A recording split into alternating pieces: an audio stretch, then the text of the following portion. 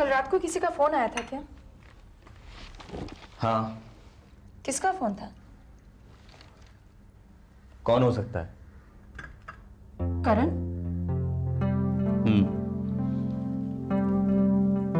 तुमसे बात हुई उसकी? नहीं, राधिका से बात हुई। एक बात कहूं मैं, तुम्हें बुरा तो जरूर लगेगा। ऐसा नहीं कि इसमें पूरा दोष करण का ही है। कहीं ना कहीं राधिका भी उसे फिर से बढ़ावा दे रही है। नहीं मंजू, नहीं, ऐसा मत सोचो। राधिका को गलत मत समझो। अब तो वो करण से रिश्ता तोड़ना चाहती है।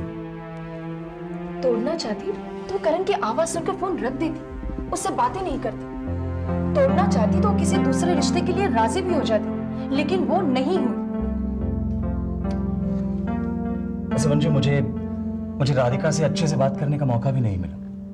देखो, कहीं ऐसा ना हो जाए कि जब तक तुम बात करने का फैसला करो तब तक बात बहुत आगे निकल जाए। Good morning. Good morning.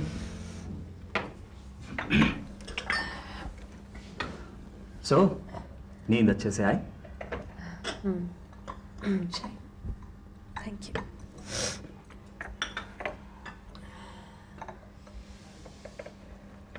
तो राधिका, तुमसे कुछ बात करना चाहता हूं। देखो राधिका, मैं यहां तुम्हारे पास इसलिए आया था क्योंकि मैं तुम्हें खुश देखना चाहता था। मुझे नहीं मालूम था कि तुम्हें इन हालात से गुजरना पड़ रहा है। प्लीज। नहीं राधिका, प्लीज मेरी बात सुनो। राधिका, अगर तुमने करण की जिंदगी से अपने आप को बाहर रखने का फैसला किया ही है तो तुम्हें आगे चलने का फैसला भी करना होगा। राधिका, तुम्हारी अपनी जिंदगी है, उसके बारे में भी तुम्हें अब सोचना है। मैं जानती हूँ। तो फिर आगे कदम बढ़ाओ राधिका। मिस्टर मिसेस शर्मा का कल फोन आया था। उनका लड़का आर्मी में कैप्टन है। भैया, आप मुझे कदम बढ़ाने के लिए नहीं कह रहे हैं, आप मुझे दौड़ने के लिए कह रहे हैं, और दौड़ने के लिए मैं तैयार नहीं हूं। राधिका, मैं जबरदस्ती तुम्हें कुछ भी करने पर मजबूर नहीं करूंगा, लेकिन एक बार उससे मिल तो लो, मेरी खुशी के लिए। मैं कोई फैसला नहीं करने को कहूंगा, जो डिसाइड करना है तुम्हें डिसाइड करना है।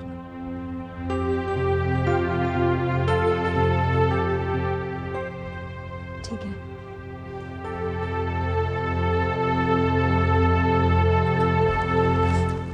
Good afternoon sir. Good afternoon. ठीक है मेहता, प्लान अच्छा है। इसका फाइनल ड्राफ्ट बनाकर क्लाइंट को प्रेजेंट कर देना, ठीक है? Okay sir. Hi Karan. Hi Gaurav. जरा अंदर चलो, मुझे तुमसे बात करनी है। कब? ये तुम फाइनेंशियल प्लान्स कब से अप्रूव करने लगे?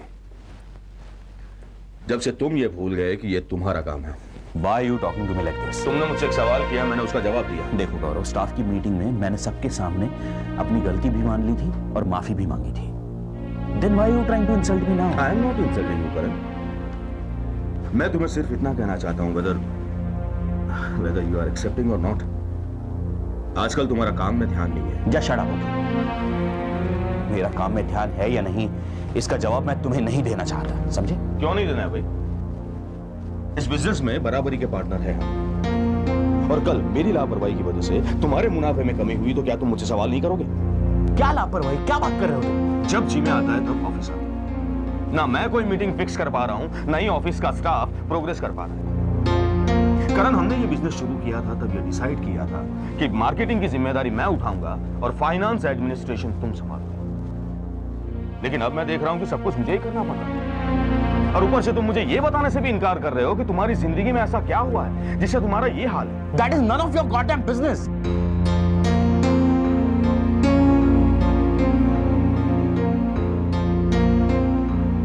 मम्मी, आपको पता है नाना जी का गार्डन कितना अच्छा है?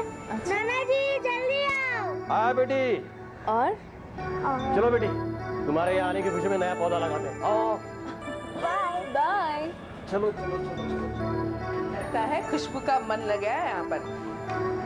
सुबह सुबह रोते उठी माँ, कह रही थी पापा के पास जाना है। बेटा बच्चे जितने इमोशनल होते हैं उतनी ही जल्दी बातें भूल भी जाते हैं। वो तो हम बड़े ही होते हैं जो बातों को दिमाग में इस तरह बचा के रखते हैं जैसे बहुत बड़ा खजाना हो।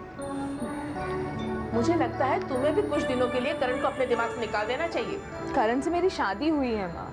पता है, लेकिन शादी होने का मतलब ये तो नहीं कि तुम किसी की गुलाम बन गई हो।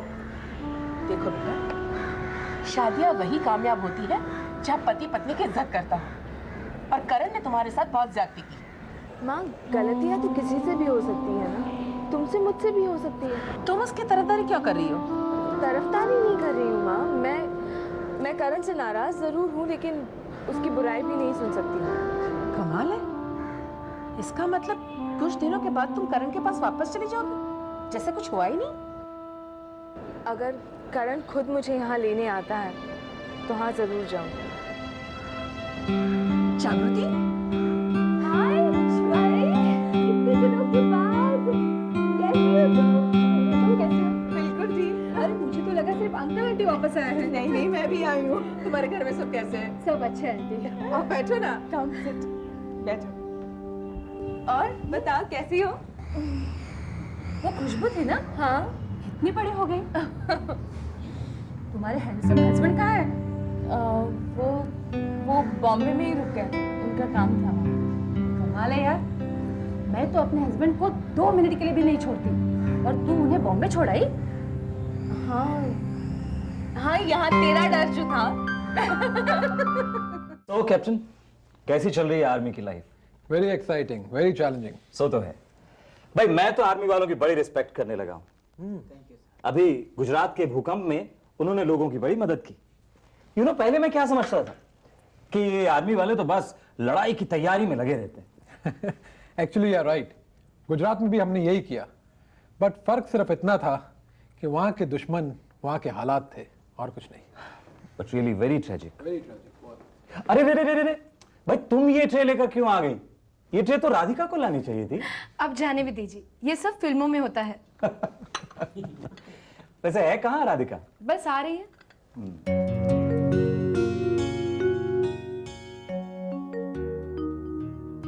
भैया राधिका, मिस्टर नीतीश शर्मा, और ये है कैप्टन विजय। हाय। मेरी बहन कढ़ाई अच्छी करती है, बुनाई अच्छी करती है, और लड़ाई भी बहुत अच्छी करती है। भैया देखा आपने?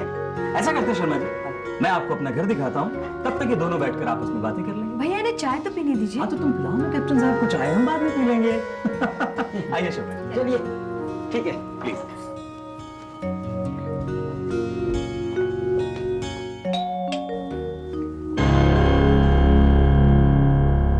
राज, हाँ क्या हुआ मंजू? राज वो